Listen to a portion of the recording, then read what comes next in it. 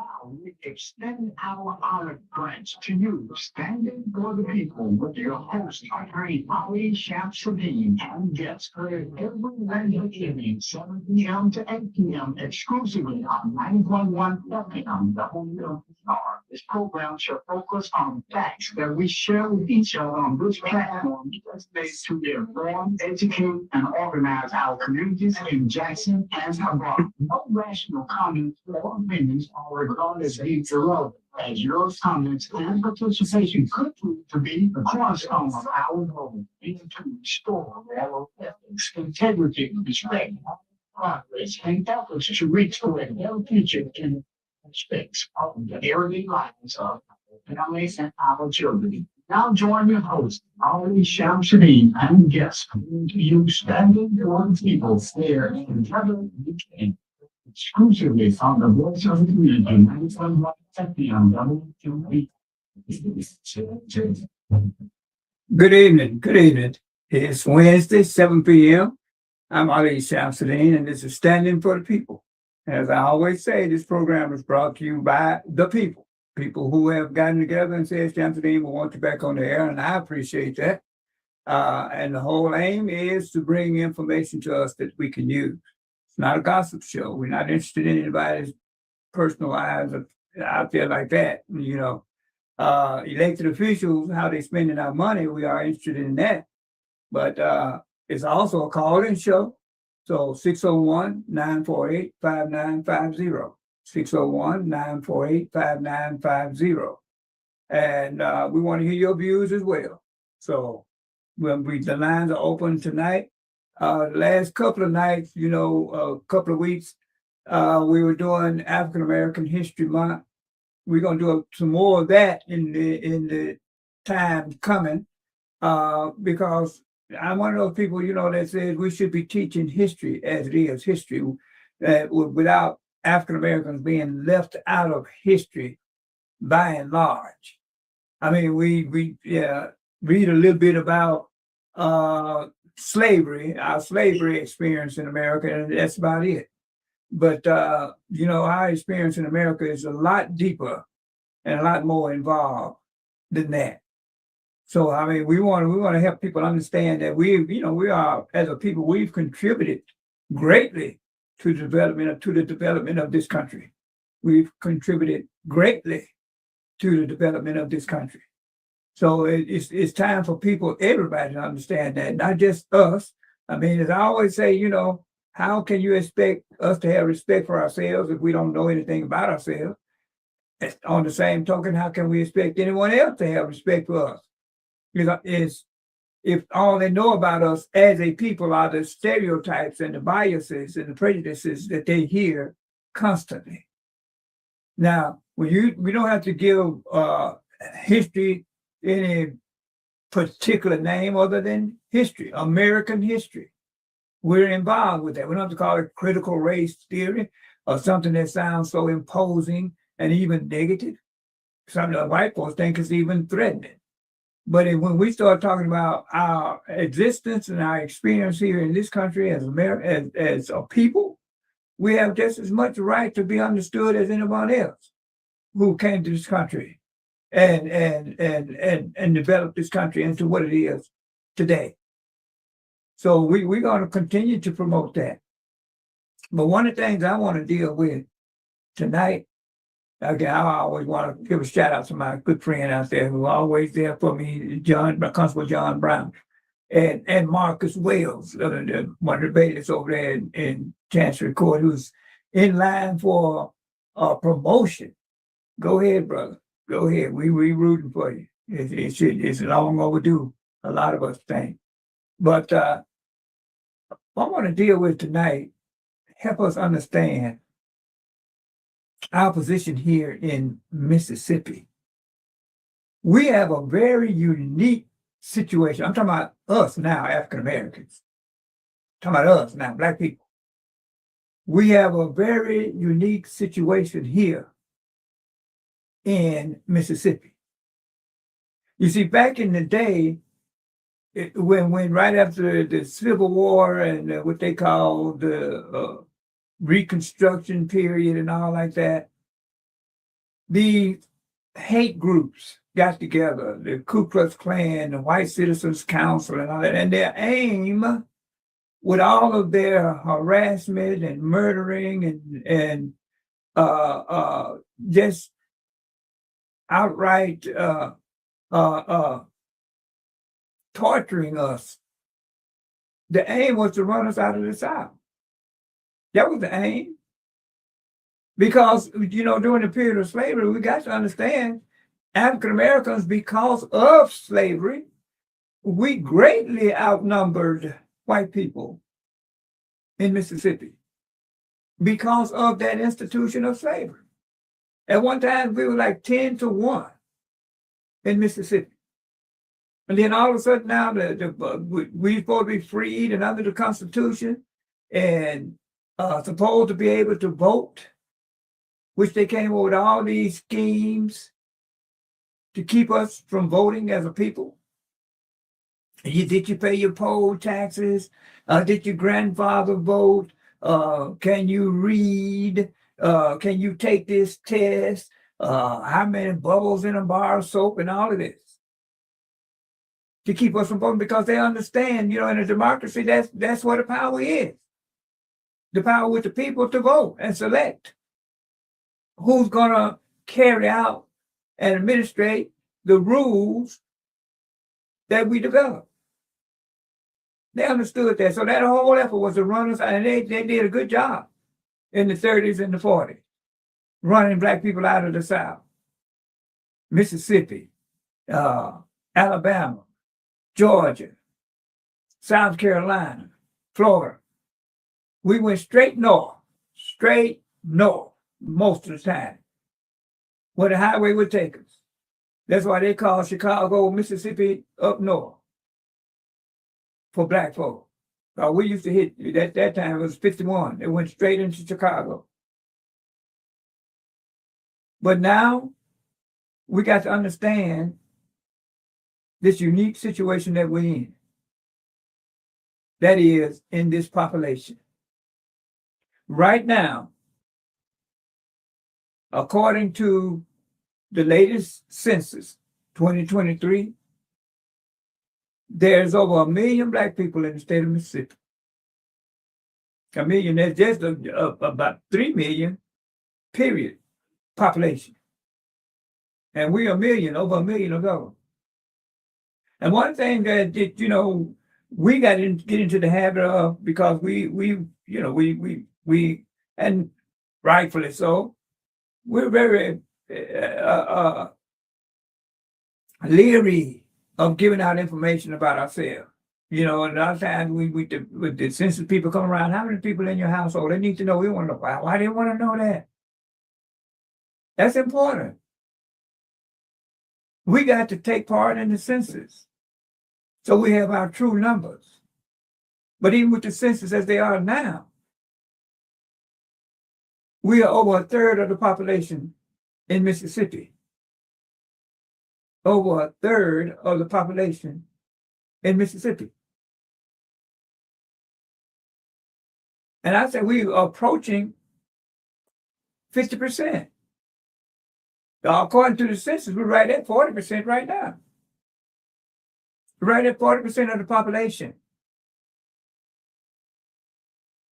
See, those the white community who've had a 200-year head start on us with politics, they're more sophisticated. They understand what that means. That's voting power for us. That's why they've come up with all these schemes in Mississippi, and still today. I can tell you that as a attorney who practiced criminal defense law and as a judge. We're 1/3 of the population and 90% of the prison population in Mississippi. 1/3 of the general population and 90% of the prison population in Mississippi. And then what they said, when you get convicted of a felony in Mississippi, you lose your right to vote. You lose your right to vote. Why should that be? If a person, if they get convicted of a crime and they go and pay their penance, that is, go to prison or whatever it is required, why should they lose their citizenship, which is basically what happens when you can't vote? That's basically what happens. They understand that. So now, when we understand with the numbers that we have, the impact we can have on all elected officials, all the elected positions in Mississippi, all of them, the Supreme Court, governor, lieutenant governor, whatever, attorney general, state treasurer, what impact we would have on all these elected positions when we understand our voting power, which is what they don't want us to understand.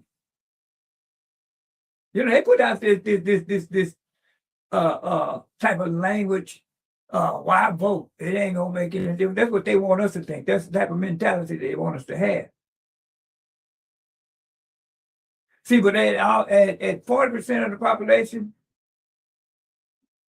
we can maybe all the time get exactly who we want in these statewide elections, but we could certainly keep the ones we don't want from getting there if we vote. They know that. They know that. Out of the 82 counties in Mississippi, 25 of those counties are majority Black. Mississippi has more Black elected officials than any other state in the country. Mississippi has. This is this language that they really don't want us to comprehend.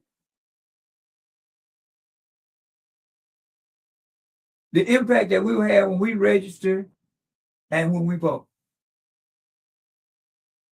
We got a city, here we are in the capital city,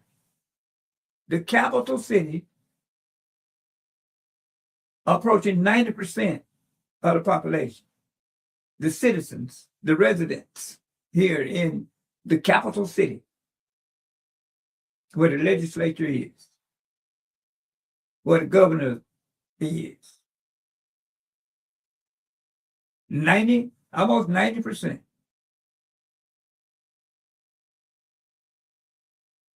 And as I continue to say, here in Jackson, we are the government. We are the government. The mayor, African American, 7 members on a city council, 5 of them African American. The new chief of police, African American. Our circuit court judges, all of them African American. Our county court judges, all of them African American.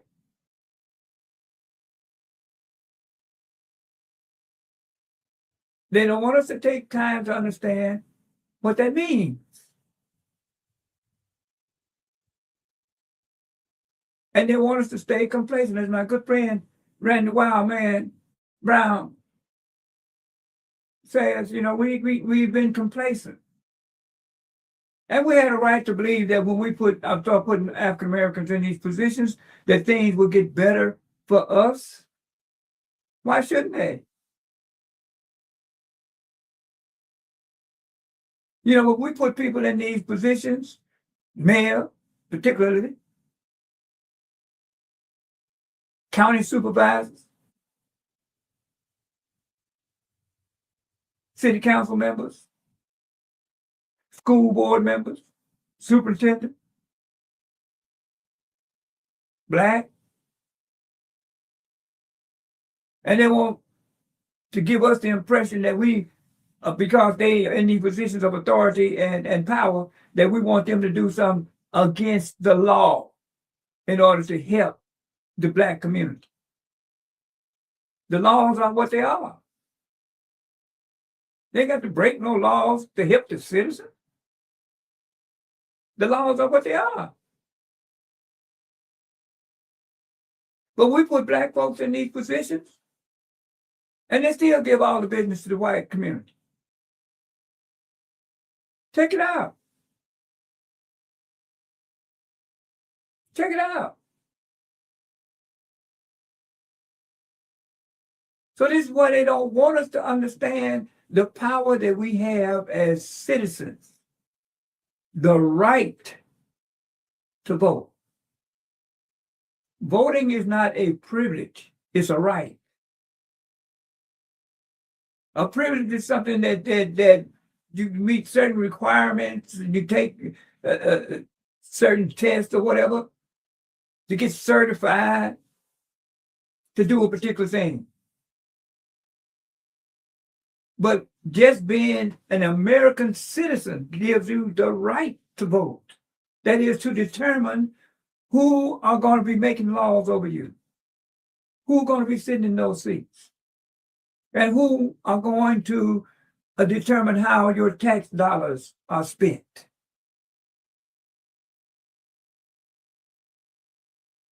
So we're beginning to learn. Like I said, we're not a dumb people.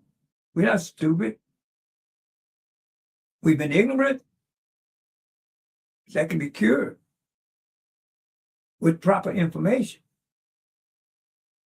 We've been putting people in offices, I guarantee you, we've been putting people in some of these offices around here. They don't even know what the responsibilities of the office is, obviously. That's why we're not getting any benefits. Because they get in the office, and if they're going to break a rule, they're doing it for their own personal gain. But we're not asking anybody to break any rule. Apply the rules. We're the majority. But throughout this state now, we can afford not to be full citizens. And if you're not participating, you're not a full citizen. If you're not registering, if you're not voting, you're not a full citizen. At least you're not exercising your right as a full citizen.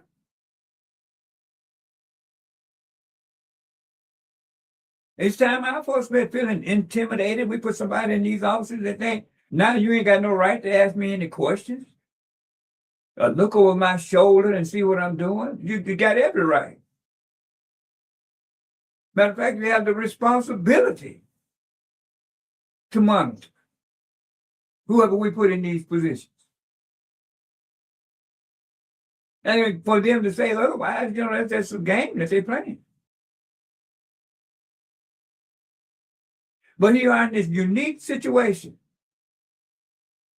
The state of Mississippi has the largest black population than any other state in the country.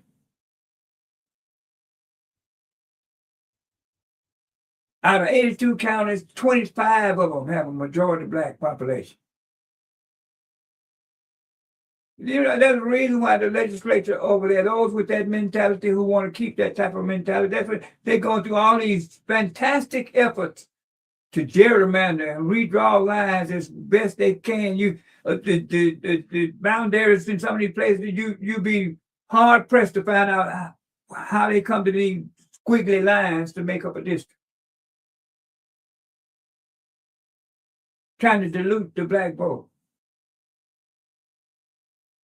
But as we are with the unique situation that we have in Hinds County, they can't do it. There's too many of us. That's why you got 5 black supervisors, county supervisors. If they could, they would. It's a fact. That's how they've been doing it. But people, since we chose to stay here in the capital. We chose to stay here in Hinds County. But you think we should benefit from it?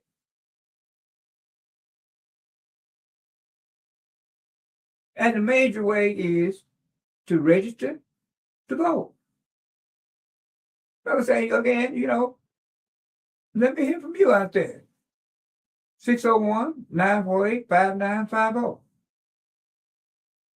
Because those who came before us paid, they paid a heavy price. They paid, some of them paid the ultimate price. Make it burning thing.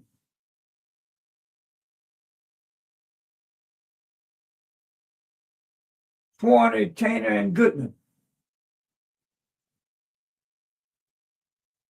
Killed for registering the people to vote. Some paid the ultimate price. Well, they came up with this, you know, you used to say, Mississippi is the right to work. They got the right to work. Like, what does that mean? That means you can go out and start a job. Anybody can go out and just start a job. Now, what that meant was during the civil rights era, they were laying black people off if they registered to vote. So they had to come up with a law that said, I don't need a reason to fire you.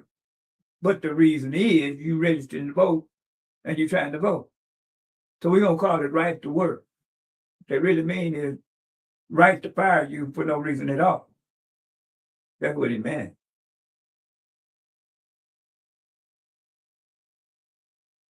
So they always come up with these phrases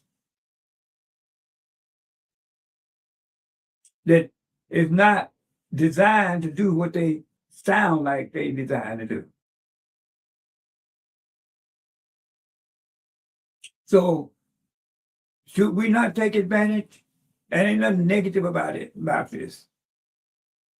What I'm saying to you, all of us should prosper in this unique situation. I'm not talking about revenge, getting even. That ain't what this is about. We all here and we all should benefit. So you got people who that of a mentality, and we still going through it. But for those who from my generation who came through going to school right here in the city and not even have school buses, they didn't think we needed them. Fall, winter, spring, we walked to school or got a ride however you could. Right here in the city. Because those with that mentality didn't think we really needed it.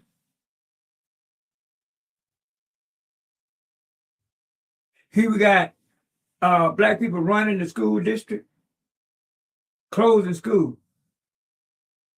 The census say we got 38,000 children, 38,000 children, black, white, whatever, in the city of Jackson. Only 17,000 are in our public school.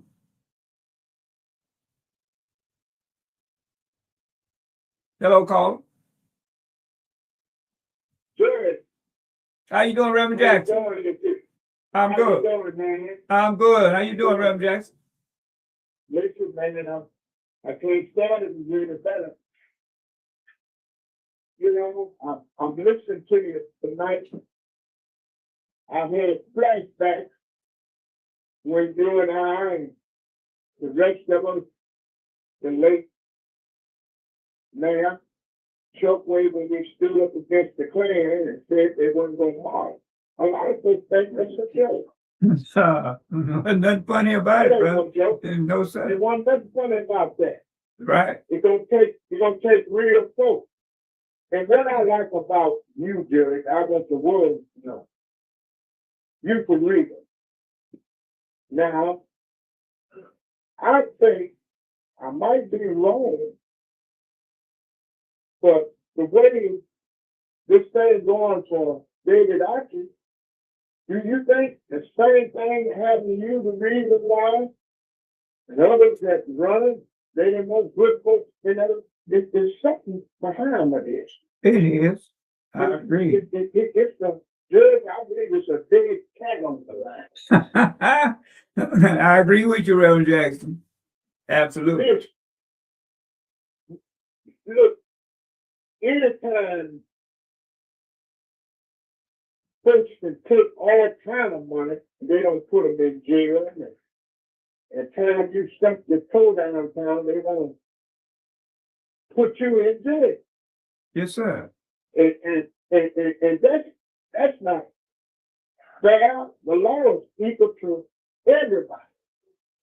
Right. I thank God for folks. You say what you want to say about David, folks. But one thing about it, he's all made. His back is not that he like you. And one thing about you, Jerry, I had just not known you. Yes, sir. You come from a bowl of cloth that a lot of black folks really didn't know who you were until your friends got on the radio. See, you stepped out. See, I've been watching you over 50 years. Yes, sir. You have. When we used to be at the country club, Canyon. Canyon, that's right. Canyon, that's right. I said with the Pete Brown, one of God's big black doctors, went pro. And folks don't know what you went through to try to get a doctor. And you had to sit on the back of the bus, and many folks can go downtown and buy a car. I said the time you couldn't go down there and get no car. Couldn't get a car. Couldn't get. You better not drive in Jackson. Right. If you did, you better go to Louisiana somewhere and get it. You know. You're right, Reverend I Jackson. want you to keep doing what you're doing. Yes, sir. But don't quit now. We don't come too far. I don't intend to, Reverend Jackson. As long as you stand with me, brother, I feel I got somebody got my back. Miss, I'm with you till hell freeze over. When the hell freeze over, we're going to stay on the island. Yes, sir. I feel nobody but God. That's how we do it, brother. That's how we do it. And I like to put this. You know a Negro that's gonna like you and you still smiling in his face. That's really why you come out of Georgetown. Yes, sir. Yes, sir. Yes, sir. Because we know how to read and wrote and understand how it's been written. We know how to do it. I got another call on the line, Reverend Jackson. Thank you, Jerry. All right, brother. And you be blessed. Thank you. Thank you. You too, Reverend Jackson. Appreciate you, brother. Yes, sir. And I appreciate you. All right, then. Bye-bye. Bye. Go ahead, Carter. You on there? Good evening, Judge. How are you? Oh, scared to hear your voice. Yes, sir. Yes, sir. You know, the honorable judge, you know, every time I get in my vehicle on Wednesday night and drive down the road, it's always good to hear from you. Oh, thank you. The information that you give us, the knowledge that you throw at us, you know, for the 90.1 and across these social media network airs and stuff that give us the information. And I appreciate that, Judge. I really, really do. Thank you. My soul be so happy whenever I hear David Orton and you on the air. Y'all have a good night. Thank you so much. Thank you so much. Well, that's what we're about. That's what we're about. You know, I mean, you know, I used to get so offended when I used to hear people travel around the country. People say, "Well, down there, y'all so ignorant." Well, it was true. We were ignorant, but we wasn't stupid. We wasn't dumb. So we're gonna cure that ignorance. That's what we're gonna do. We're gonna cure that. Go ahead, Carly, on there. Judge, how you doing, Judge? All right, Big White, how you doing? Man, at the beginning, it better just start crying tears of joy. I don't have a problem with nothing and nobody, including me and you, Judge. Judge, I called because I know I told you I would be coming to be with you tonight, but I wanted to call and point some things out because as someone called earlier and stated that you have been in the trenches for us and you continue to stand in the trenches. Judge, we're talking about Supervisor Archie's case. Mm-hmm. Now, I know you know that you signed off on the case in the initial period. Well, the lawyer, the attorney named Martin, Warren Martin tried to proclaim that you, along with the other attorney, did not sign off and tried to drag your name in through the mud and out of the mud into the hall. Well, Now, why he tried to do that, I don't know. But I want you to know, Judge, we love you, we care for you, and we appreciate you. And I would also go to part to say, Judge, I would have not suggested anything to you, but I would have off my case in regards to the election back earlier this last year when you ran for mayor. Because I know and we know there's a lot of shenanigans and corruption that goes on with elections in Hines County and the city of Jackson as well. So, Judge, keep up the good work. And I wanted to point that out because he did that. I'm talking about Warren Martin. He did that. but He tried to say you along with the other attorney did not sign off on, along with the other two attorneys, did not sign off on the paperwork that was required. I wanted you to know that. okay, well, is he talking about for David Archie's case? Yes, sir. Yes, sir. That's Well, correct. you know, that's a blatant Yes, lie. I was never his attorney. I know, not his attorney, but I'm talking about initial signing off on the paperwork. He tried to switch it around and tried to say you never signed off from it. You along with the other attorney. That's what he tried to proclaim. Yeah, well, I'm trying not to- representing him. Right. Okay, well, I'm trying to understand what you're saying there. David Archie had his own situation. I had my own situation. He and I were not mixed in that. That's correct. That's correct, Judge. You're correct. What I'm saying is that you should have fought them for making the statements that they made, meaning that you were not eligible to run for the mayor of Jackson. Right, That's what I'm talking about. right. That's what I'm talking about, because that is a qualified statement in regards to it, and I think you should have fought it. Because Well, I appreciate you saying that, brother. And sometimes, you know, you gotta look at a situation and say, am I gonna win it, fight this battle, or am I gonna try to win the war? And for me, I always try to win the war. And I saw that whole process. I like a whole lot. I get encouraged when I hear people like yourself and others who saw it just for what it was. And that's why they waited to the last minute, the last possible minute, to come forward with this claim that I'm not a Jackson resident. You know, like people can't own two pieces of property. I'm not trying to tell anybody I don't own two pieces of property, but I do own a house, and I live in a house in Jackson. And even at that, when the house, even out there where I keep my animals, that was part of Jackson when I first moved there too. So, you know, all these claims I saw them for what they were, and a lot of other people saw them for what they were. But for them to say I'm not a Jackson resident, that's bogus. But that's just how it goes. But you know, what comes around, you know, as our grandparents taught us, what comes around goes, what goes around comes around. We'll see what happens. I appreciate you calling. I got another call, brother Larry. Thank you, Judge. Yes, sir.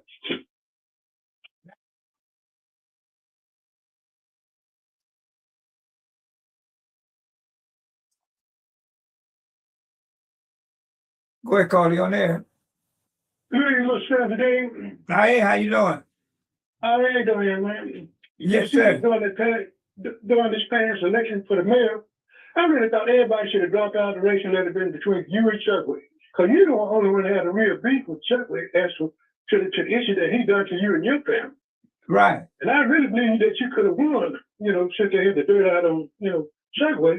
And I would have voted for you because, you know, you and I had some past. But I also thought that, you know, and then that would have been good therapy for you. Well, you know, brother, I'd say all of us keep the faith.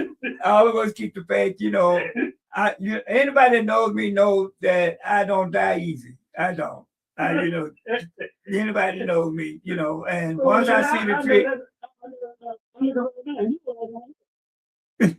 Yes, sir. You are the last one left. Look now. Everybody, you the last one left. Right. So the truth is in your business. Yeah. We're gonna make it happen, brother. But people like yourself, and those people who are watching and at least trying to educate others as to what is really happening. Because if you recall way back when we had the citywide coalition, Chokwe, the father and I, Mr. Tisdale, and Henry Kirksey, and we had the convention, and Kirksey came out of the convention. Kirksey should have been the first African American mayor we had. Henry Kirksey should have been. Right.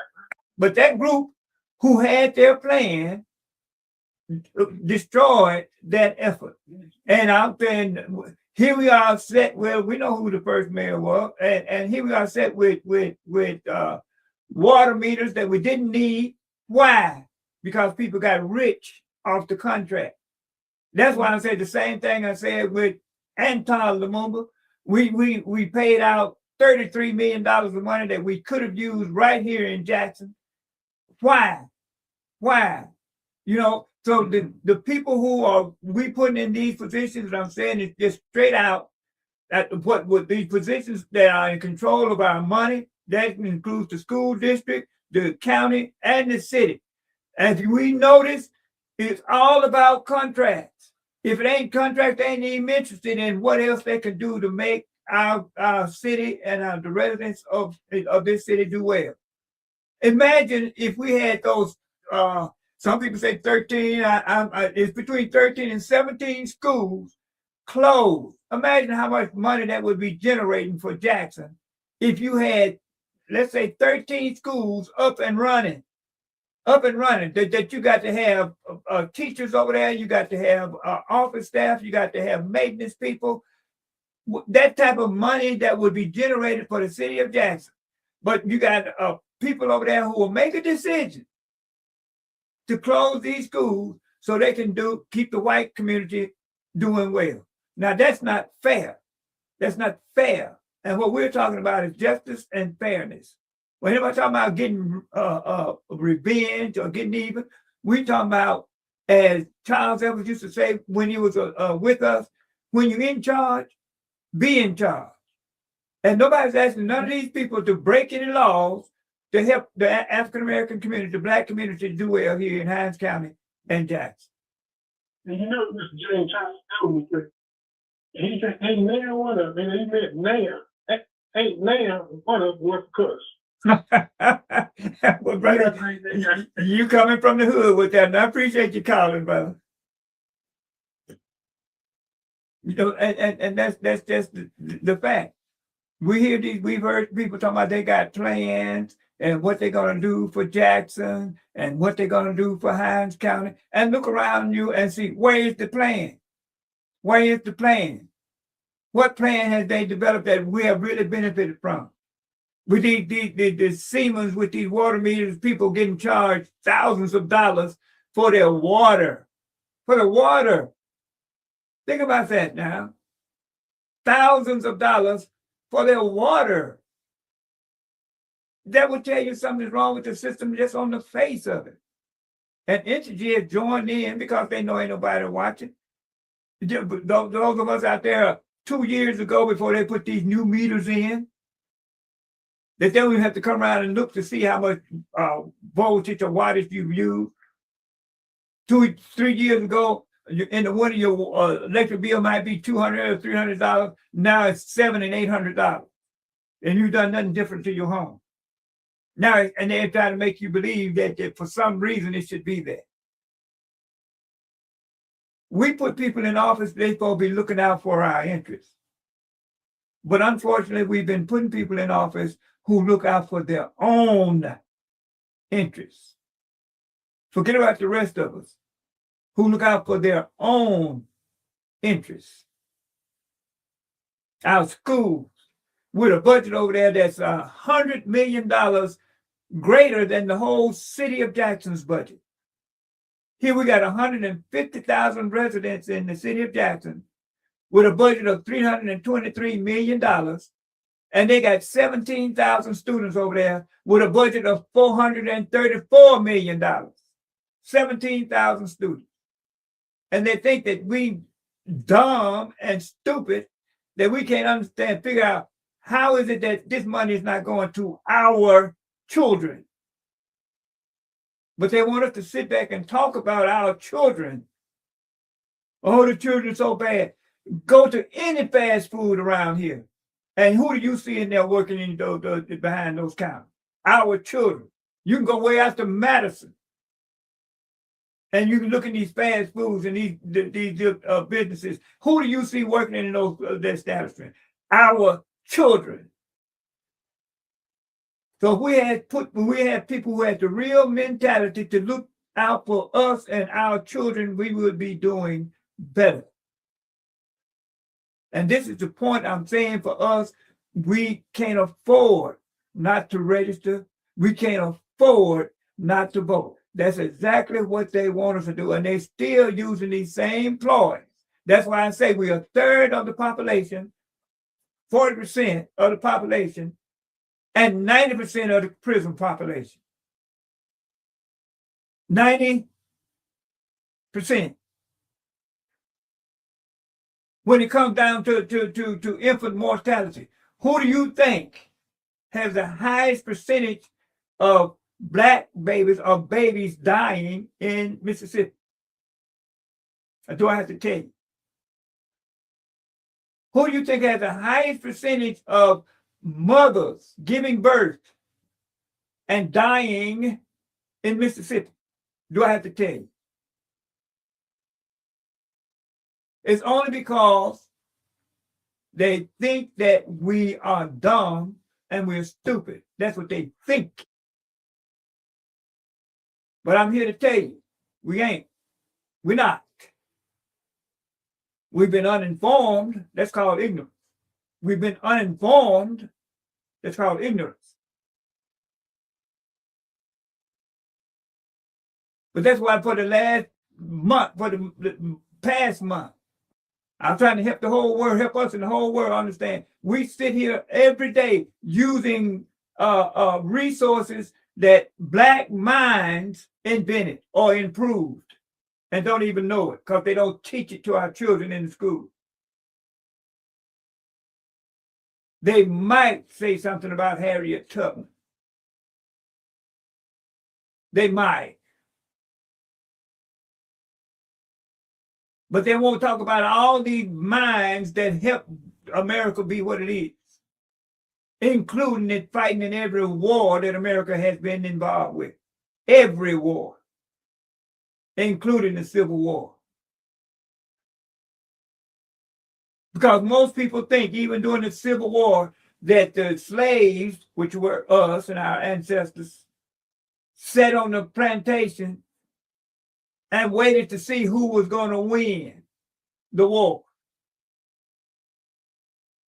When in fact, before the Civil War was over, there were more ex-slaves in the Union Army fighting in the Union Army than they had soldiers in the Confederate Army.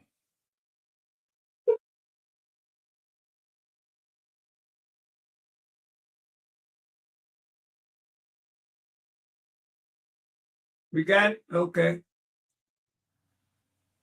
Go ahead, Carly, on there. Mr. President, I got one question that keeps, making my hair fall out. and the question is, this new police chief that we got coming into Jackson, right? Yes.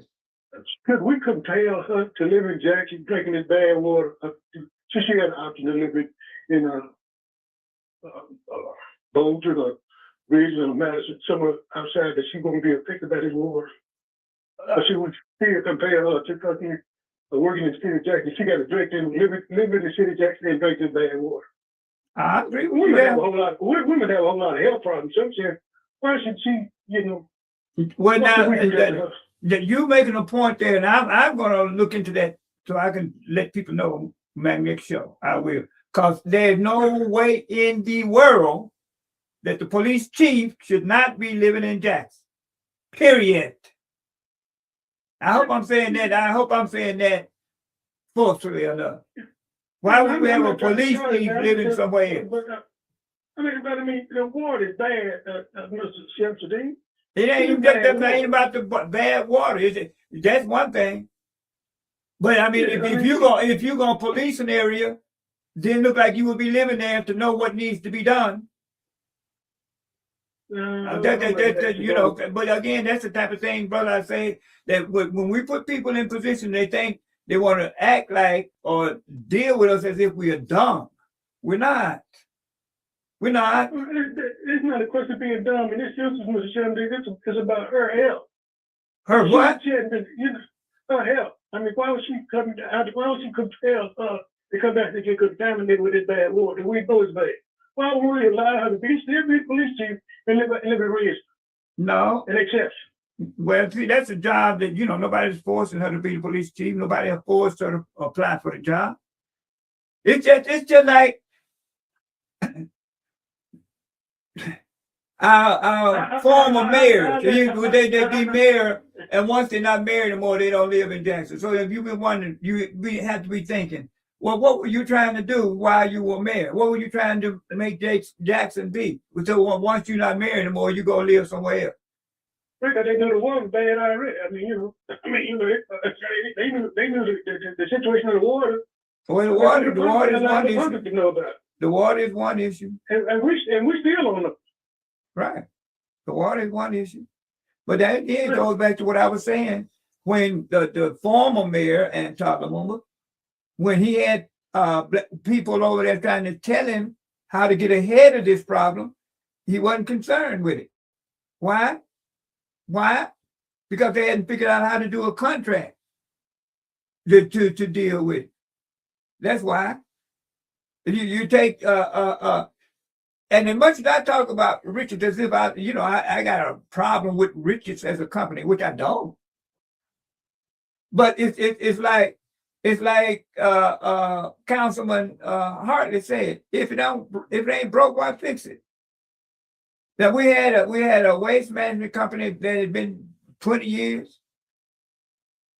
Why all of a sudden kicked them out the way when this waste management company had contracted with two African-American companies, helping them develop their business, waste control businesses. Two. So you're gonna bring in saying because he's black. Well, you got two businesses that were in line to take over the project as it was, local businessmen. But that's why they feel like if we're uninformed, we can't do nothing about it. Well, see, what those 12 companies, were they black or white? They were black. Okay, there was consideration, but the way the business has always been done in the city of Jackson as to.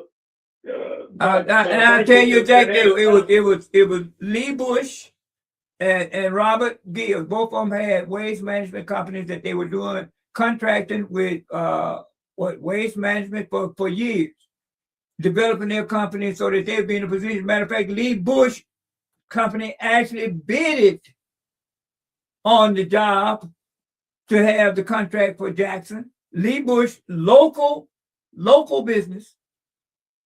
And then he was kicked out of consideration for some reason that nobody even knows. And from what I researched, he was the lowest bidder. But they still went with Richards. And why? Because Richards had friends of the mayor written into their contract. And how did I know that? Because I had the Councilman Stokes right here in this studio who brought the contract that was presented to the city council, and we read the names off right here. Well, I just know about what Mr. Ellis was saying. When you're in charge, be in charge. And there was some Subway was in charge. And there was his discretion, as judges have discretion. Which you got lawyers that go to the judge's courtroom and they got discretion. They treat lawyers like dirt. Just because they're white and they got discretion. Well, yeah, you know, but see, Subway used his discretion as being the mayor of the city of Jackson And the You issue, can't have it both ways. You got these little white courtrooms and these little white racist judges treat black lawyer like dirt. Yeah, well, you can do this. I'm not saying it's you. I'm just saying, well, well, let me say it. Let me. I appreciate your time, Chef J. You have a good night. All right, thank you, brother. And no, it's not having issues with a person using their discretion, and that's the whole point. That's the whole point. It's like when we put people in positions of authority and responsibility under the same rules that the white community benefited under, then they have the same right to use their discretion to use those rules to help the black community prosper. So it ain't about leaving anybody out or anything like that.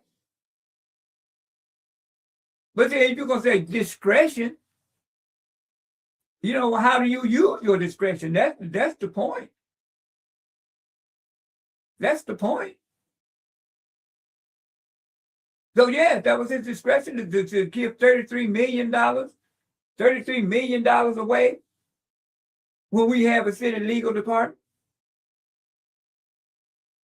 I've seen my brother over there, Lakeisha Stamps, when he was on the council, I asked, I said, brother, did you vote for that? He said, no, I didn't vote for it to give that money away. He was one of those who voted against it. So he caught hell for it. He caught hell for it. Yeah, that was discretion.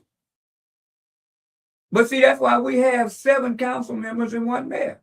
Because they're supposed to use their discretion to look at what the mayor is presenting to them as a body and decide whether this is a good plan or not. Or should we do this or spend the money on this or go in this direction? That's why there's 7 of them there. Henry Kirksey devised that for the city of Jackson. I was with him.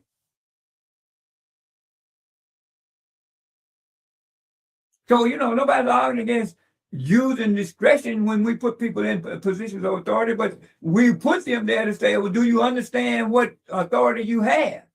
Do you understand that you have the authority to help our community prosper? And I'll give you an example. When Jackson Public School closed all these schools, and then renovated them, closed them, and then renovated them. Now, who did they give all that work to? One white contracting company. One white contracting company. Now, could they have used their discretion? There's nothing in the rules that would have prevented them from saying, look, if we bid these schools out as one big project, okay, we don't have any minority companies black companies here in the state that could handle that. They have to have bonding enough to handle a job that big, millions of dollars. But there was nothing in the rules or no law that they would have broken if they would have said, we sitting over here in charge of this budget and this project, and we're going to break it up into smaller projects so that minority businesses can bid on them. We got 17 schools. We bid the roofs out 2 or 3 at a time. We bid the floors out. We bid the landscaping out or the plumbing. Not all at once. They use the same tactic that the racist white political officials used to use. Well, you're not big enough to bid on this project. Now here we're sitting there in a position where we could have broke those jobs up. Imagine how that would have developed a lot of black companies if they could have gotten those contracts, some of them. This is what I'm saying. They don't want us to really just look at what you're doing and say, okay, well, why did you do it that way? That's just a question. Why did you do it that way? Why couldn't you break those jobs up so that you could build them out so that you can help develop the black companies in this city, in this county? Why would you give $33 million to a white law firm out of Alabama, not even local, when we have a city legal department that we already paying to be over there to do this work?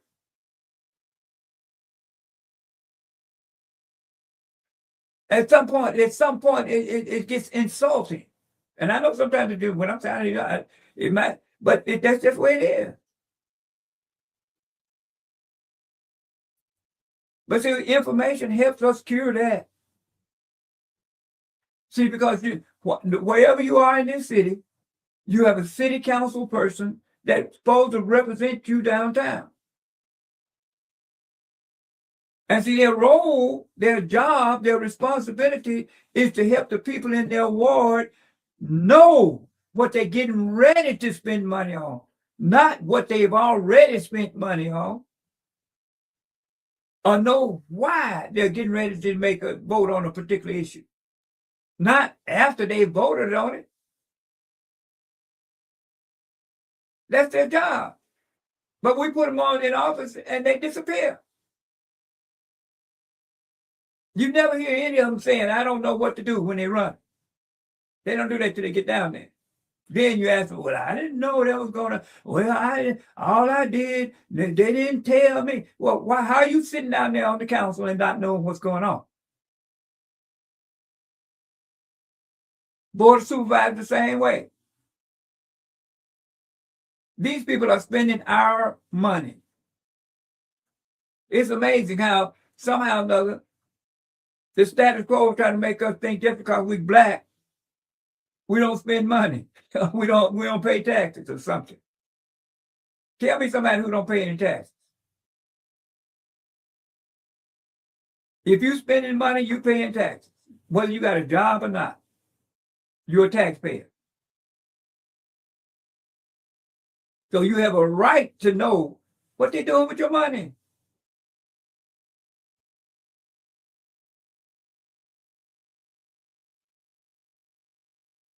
So ain't nothing wrong with that. That's what you're supposed to do as a citizen. Exercise your right. What are you doing with my money? How come we don't see more black businesses, not just one or two that's your friends? Why don't we see more and more black businesses getting the benefit of the tax dollars that's been spent around here? Why you got a budget of $434 million and only 17,000 students? Why are we paying y'all that type of money and you can't figure out ways to make people stand in line to get into public school? That's what you're getting paid that type of money for. And then why is that money disappearing? Those are legitimate questions. Those are legitimate questions. So I'm saying to you people, standing for the people, that's what we do here. That's what we do here. And now our purpose is to bring information that you sit back and think and say, what? Yeah. That's what it's about. I appreciate the call. Let's keep doing it. Keep calling. And I guarantee you, I intend to bring us the information that we can use. That's our goal. With that, I'll be if I'm living, be with you next week. Andy, take us out.